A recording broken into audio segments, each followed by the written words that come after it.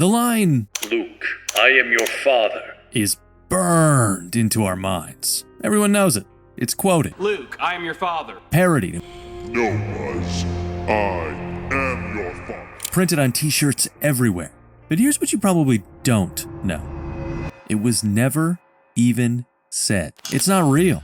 The real line of Darth Vader from Star Wars: The Empire Strikes Back is actually, "No, I am your father." Now, you might be thinking, "It's not true.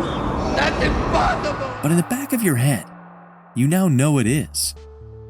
And despite this mind-blowing concrete proof, millions still remember it differently.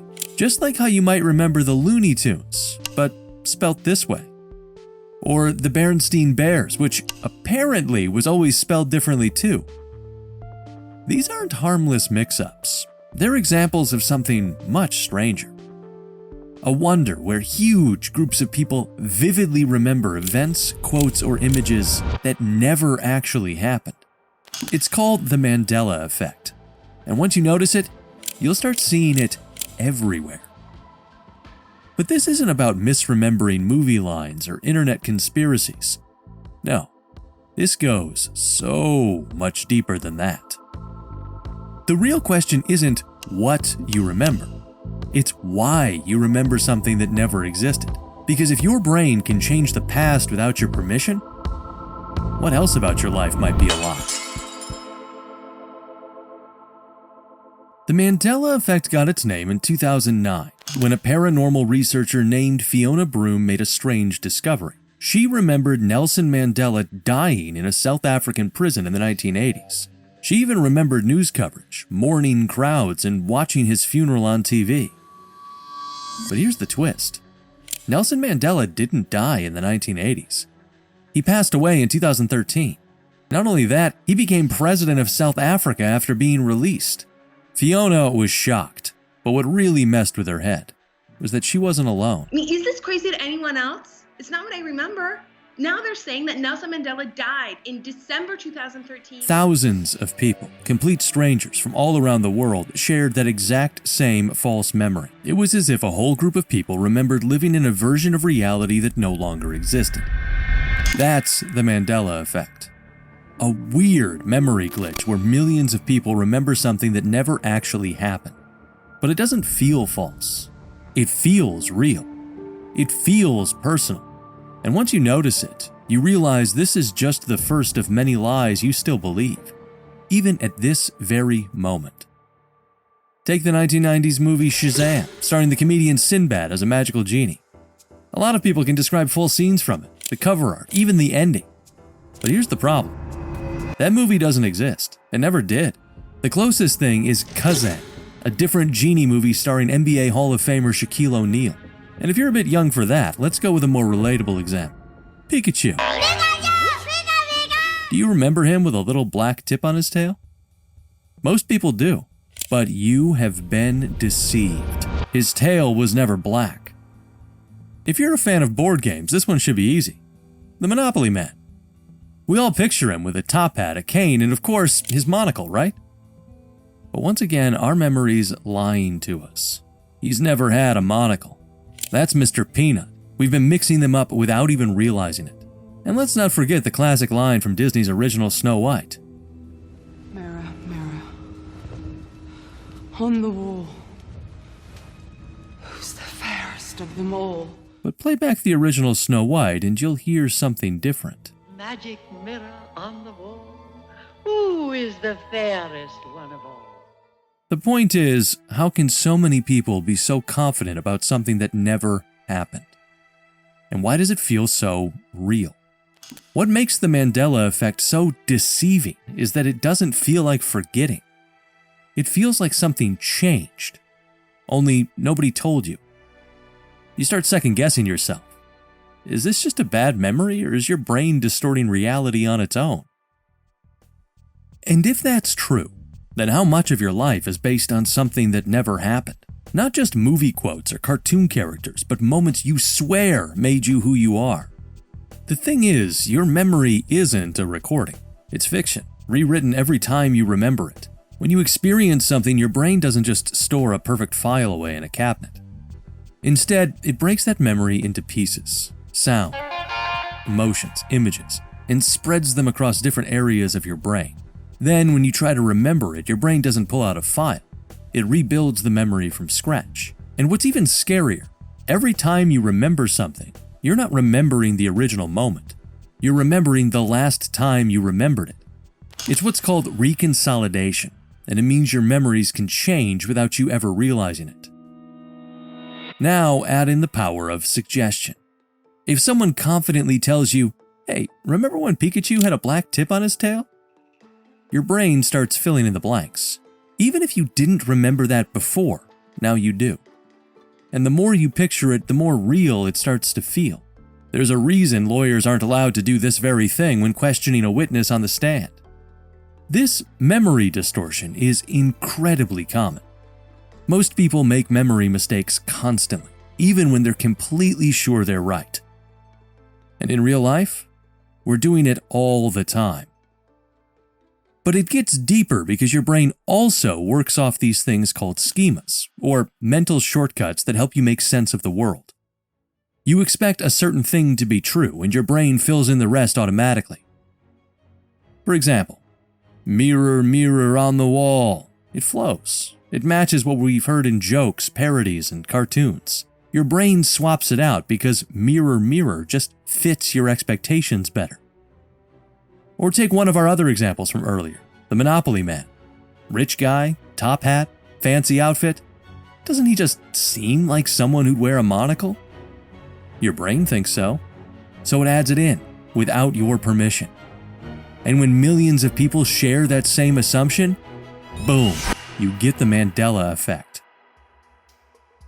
So let's connect the dots. Your memory rewrites itself. It's easily influenced by others, and it fills in the gaps with whatever makes the most sense. And that's exactly why these false memories feel so real. Because your brain isn't trying to lie to you. It's trying to help you. It wants to keep your world tidy, predictable, and familiar. Even if that means quietly changing the truth when you're not paying attention. And here's something even more intense. When people share these memories online, on Reddit, on TikTok, in conspiracy forums, those false memories get stronger. There's a psychological effect where hearing others agree with you actually rewires your brain to feel more certain, even when you're wrong. So what starts as a random mistake becomes a shared reality. And that's where the real danger creeps in. What if everything you think you remember never actually happened? And if your brain's been rewriting your past this whole time, what else has it changed without telling you? Maybe that like and subscribe button isn't what you think. It's staring at you, but do you really know what it does? The only way to find out is to click it and see. Who knows what'll happen, right? Now that you've seen what your brain is capable of, let's take this one step further. Because if it's this easy to rewrite your memories, what if it's not just your mind that's shifting, but reality itself? Because you were never supposed to notice these small changes. Your brain's hidden edits, the way it smooths over cracks in your memory, reshapes events, fills in gaps. They're meant to protect you. To keep your life feeling stable, predictable, and safe. It's what our brains are supposed to do after millions of years of evolution. It's natural. But once you start seeing those edits, once the illusion breaks, you can't unsee it. You begin to question more than just a cartoon character's tale or a movie quote. You start wondering, what else in my life has changed without me noticing? That fight you thought you had in high school, did it happen the way you remember it? Did it even happen at all? That childhood vacation you always talk about? Are you sure the memory is yours? Or did you borrow it from someone else? And if our memories can be that fragile, that flexible, and that flawed, if our sense of reality is built on something that unstable, then what else is up for debate?